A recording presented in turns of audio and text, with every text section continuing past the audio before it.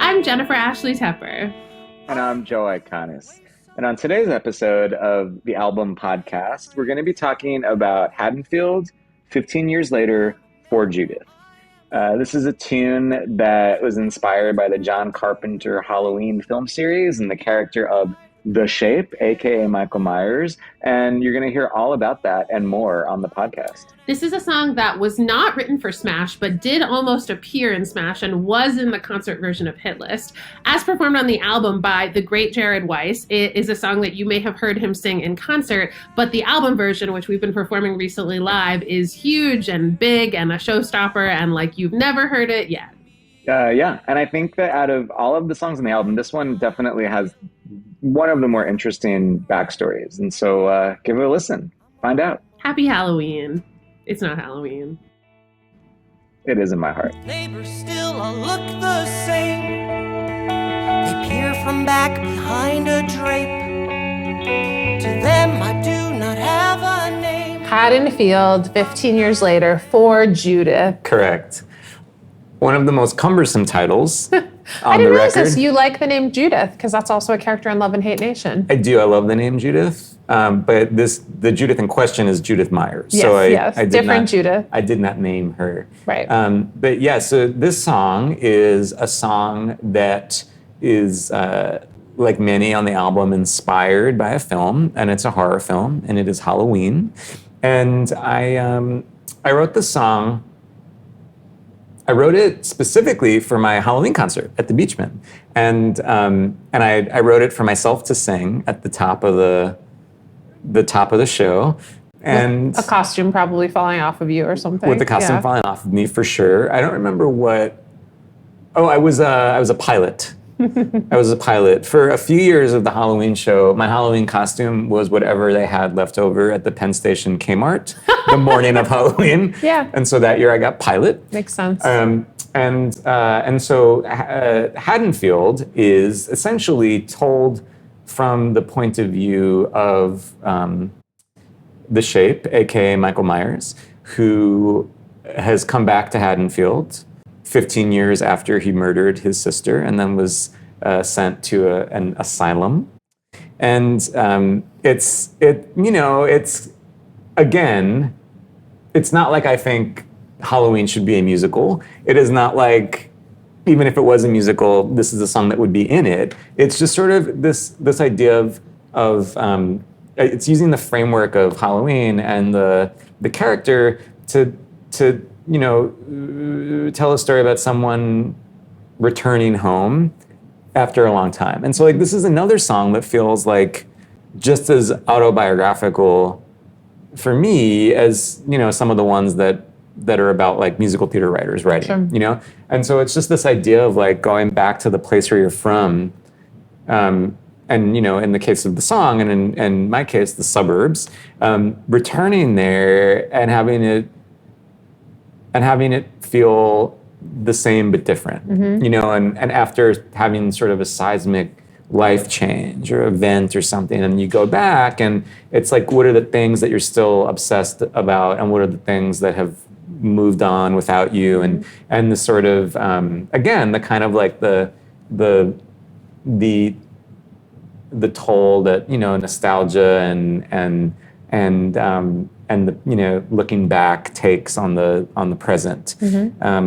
One thing I love about the history of this song is that Josh Safran, who is someone we collaborated with a while back and who I love very much, this was a song when he was show running the second season of Smash, and he discovered Broadway, Here I Come and the Goodbye Song, put them in it, and that story has been well documented by you and I and other people elsewhere. But Haddonfield, 15 years later, for Judith, was another song of yours that he really loved that I know he tried to find a place for in Smash somehow, and it didn't ever really quite fit in to the plot that they could use it for in season 2 of Smash. And then when we did Hit List at 54 Below as like a concert of like the fictional musical, it was in it, and Krista Rodriguez got to sing Haddonfield as part of Hit List, which I think was something Josh wanted all along. Yeah, and I love that he so responded to that song, because it's such a weird one, this song, because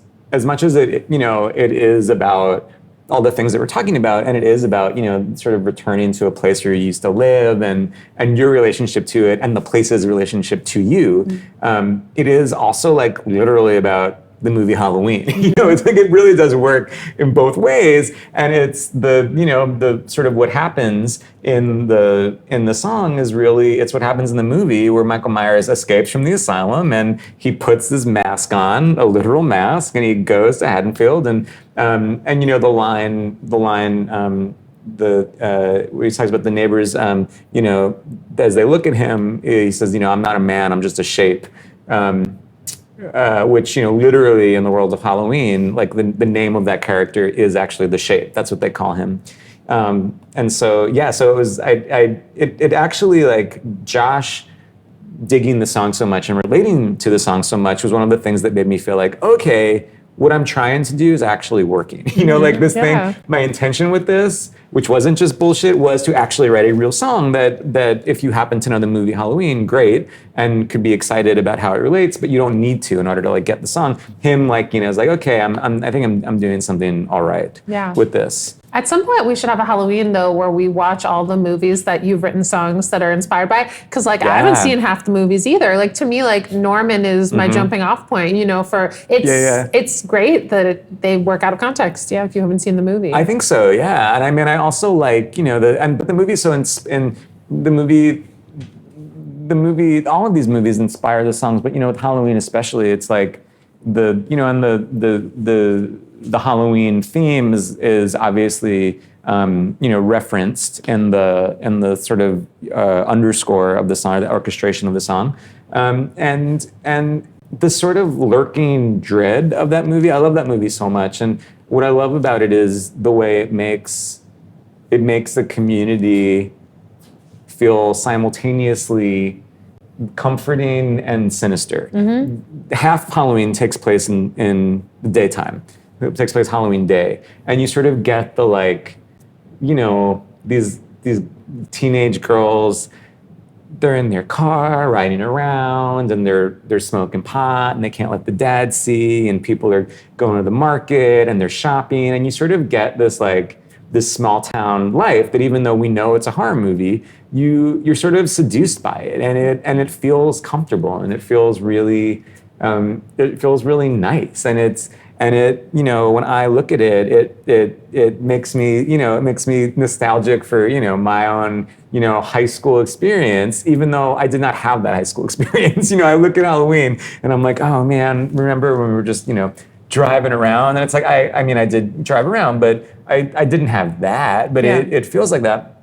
And then you see those same streets and the same houses feel like haunted houses. Like it's the thing that's lurking under the surface comes to the forefront. And so that is, in the song, it sort of starts in this bright way, and it feels like a song about like a college kid returning home or something, and then it gets gradually darker and darker and darker and darker until all of the stuff that did exist, bubbling underneath the surface. By the end of the song, that's all there is. It's just the we've like flip-flopped, and that's kind of why the end of the song totally turns into something else. And it's like there's a gospel choir at the end, because it feels like this guy who's singing, that is what it feels like to him. It's like that is what this whole thing has felt like. He's just one man. He's just just a shape, wandering these streets. But inside of him, he's got the power of 40 people, scream singing and clapping and like they do at him in the performances. Yeah. Do you want to talk about the performance on this track? I do. Yeah, the performance by Jared Weiss is one of my favorites. Jared is someone who I've known since he was a student at NYU. He went to school with a lot of people who I love and who I've worked with for many years, like Lauren Marcus and Will Rowland. He and Lauren were in the amazing John Simpkins NYU performance production of Merrily. They were, along. yeah. That was my first exposure to them, and they were amazing in it. Yeah, I mean, that's the first time I ever saw Lauren Marcus, and it's the first time I ever saw Jared Weiss. Like, Yeah, I totally. experienced them together, and Jared is he's such a character as a man, and he can do so many things. And something that I love about him is there's like a real tension to his performances because he is such a skilled classic musical theater performer in a way that is, I think, surprising because he, Jared Weiss has like the best head of hair in the whole stinking world, and he plays guitar, and he feels like contemporary. He feels like, you look at him and you're like, oh, this is like a cool sort of like rocker guy. But he's just like, he is like Mr. Musical Theater. Like he has this gorgeous, tenor voice, and he can do legit stuff so well. And so he has that going on. And then he also is like a total loose cannon. And he has this like explosive stage presence. And he's sort of all over the place. So he's always in his performances, I feel like he's always so, beautifully doing this dance of negotiating this really controlled musical theater performance and sound and idea with this like absolute, wild human dynamite thing. And those two things coexist, I think, in most of the stuff he does, but especially in this tune, which just feels like, the most appropriate for this character. Yeah. And then, at the end, I just love his like, his laugh, his maniacal-ish laughs. And that was something that we kind of came up with in the studio because the gospel choir, which is amazing, and I can't even believe that we have it on the album, and it's the gospel choir is arranged by the great Joel Waggoner, who I've worked with on many projects, Broadway Bounty Hunter, and he arranged Broadway Bounty Hunter, and he was in Be More Chill, and he's a multi-hyphenate, multi-hyphenate. And so his arrangements are just stunning, and he came and conducted the choir, and it's really unreal. But we knew we were gonna have this choir, and so it was like, which we don't really have in performance. We have people singing, but it's not quite as, it's not as much of a moment as we knew we wanted to do for the album. And so it's kind of like, Jared typically would just sort of sing over, but when you have like, 30 voices singing, very exciting, intricate harmony, it's like one lone voice isn't going to cut through. And so we were kind of like, what could you do? And I was like, just sort of ad lib and maybe just talk a little bit and mutter and, scream or something. And then we kind of found him doing this laugh. And I think it's it sounds like so many different things to me. It succeeds as like a the laugh of a masked killer. It succeeds as the laugh of a bemused man, sort of feeling like this place where he's come back to is not not all that, right? It feels like the laugh of childhood that's echoing, and I think like all of those things kind of coexist over top this passionate, full-bodied gospel choir. Yeah. It's such a like dangerous feeling and like explosive feeling performance and song live and also in the studio. But I just remember, and we haven't talked about this in a while, like Jared coming in to record and how crazy it felt for all of the performers that like not only had they not performed like a concert or really like with other people, but it was like to do a song like this after like we had all kind of been locked inside not performing or doing anything. He really like, killed it, but it was a tall order like for just not having performed in so long. Yeah, no, I mean, the fact that these performances on this album sound as great as they do is it's really amazing and just a testament to all these people because it's like everyone was, out of practice for a very long time. I also like the laugh thing because it reminds me of like growing up and listening to cast recordings and being like, oh my God, I'm obsessed with how that person does that syllable. It's it's so funny and just people picking up on the little moments. Yeah. And something that I really love about it at the end of the song is like it's so dense. There's so much going on. There's like almost too much going on, but in a way that I really I really wanted to do because, typically certainly in musical theater, and really in, like my live performances, you try to, for the sake of clarity, to kind of boil things down to their most necessary components, because, if you have too much going on, it's hard to hear the lyric. It's hard to understand what's happening.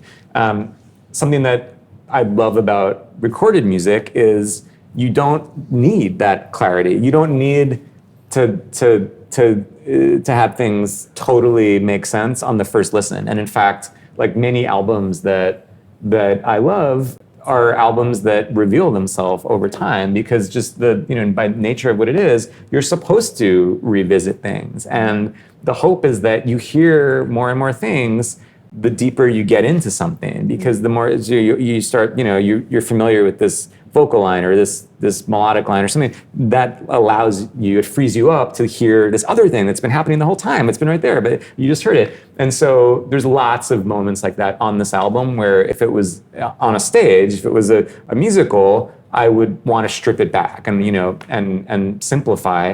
But for the album, there's a lot of moments where it's like more, and then let people like piece it together. Yeah. It's the only thing I've ever worked on where it's like, there are moments where I intentionally, we mixed it and added so it felt like people would listen to it and be like, what did they say? Like, what just happened? Like, it's like, that's like, I want that. And that's very much the case with this. Very Lacusa Wild Party. It's dense. Yeah. Pile it on. I do have to say, I have to pat myself on the back that I am, one of my favorite things in the song is the, at the end, or the almost end, he goes, until the night when she comes home to me. That's a reference to the tagline of the original movie Halloween, which was the night that he came home. Wow, I never knew that. Yeah, and so I've always been really happy. I'm really pleased with myself that I was referencing not just the movie, but the tagline. As you were starting initial that campaign. Explanation, I was like, why would that reference the last 5 years, which is what that references for me, and now that we're done here. But no, I'll have to learn more about Halloween. Yeah. Halloween. Haddonfield. 15 years later. For Judith. Hey, thanks so much for listening or watching to my podcast. Do me a favor and go to wherever you just listen to or watch this thing and subscribe or like or give us a great rating or review, and then head to bpn.fm/album to find out even more information about this podcast, more ways to watch, more ways to listen, and check out my album. Thanks so much for hanging out. Album Podcast is executive produced by Liz Armstrong, produced by Dory Berenstein, Alan Seals, Kim Garris, and the rest of the team at the Broadway Podcast Network. Be sure to visit bpn.fm/album for both audio and video versions of this podcast and to listen to Album.